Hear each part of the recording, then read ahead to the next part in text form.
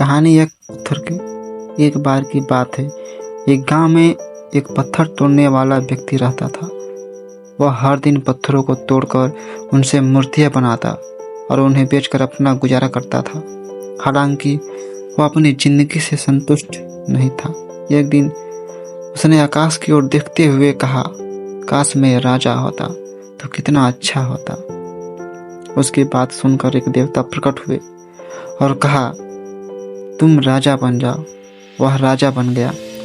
अब वह महल में रहता, नौकर चाकर उसकी सेवा करते। लेकिन कुछ ही दिनों में उसने देखा कि तेज धूप में भी उसे असहज महसूस हो रहा है। उसने सोचा, सूरज तो मुझसे भी शक्तिशाली है, काश मैं सूरज बन जाता। देवता फिर प्रकट हुए और उसे सूरज बना दिया। अब वह अपनी रोशनी से पूरी पृथ्वी को चमकाने लगा। लेकिन कुछ दिनों बाद उसने देखा कि बादल उसकी रोशनी को ढक लेते हैं। उसने सोचा, बादल मुझसे भी शक्तिशाली हैं और काश मैं बादल बन जाता। तब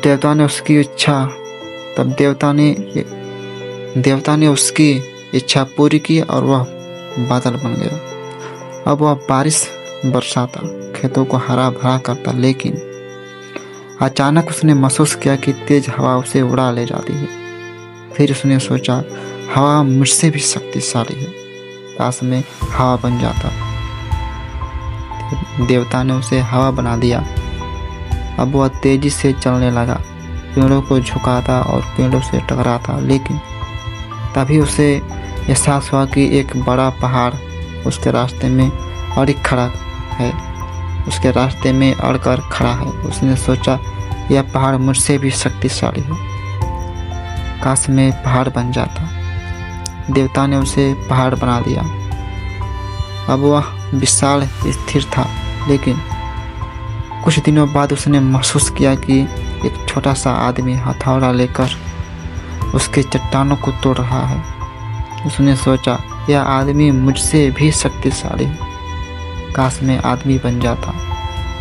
देवता ने मुस्कुराते हुए कहा, तुम्हें पहले से ही वह रूप दिया गया है जो सबसे शक्तिशाली है, बस तुम्हें अपनी ताकत पहचानने की जरूरत है। यह सुनकर वह व्यक्ति समझ गया कि उसे दूसरों जैसा बनने की बजाय अपनी काबिलियत और मेहनत पर ध्यान देना चाहिए। फिर से पत्थर तोड़ने वाले के रूप में खुशी खुशी अपने काम में जुट गया। इस वीडियो से सीख यही मिलती है कि हर व्यक्ति अपने आप में अद्वितीय और शक्तिशाली है। हमें अपनी काबिलियत को पहचानना और उसे निखारना चाहिए। दूसरों से तुलना करने के बजाय अपने काम और क्षमता पर भरोसा करें। धन्यवाद।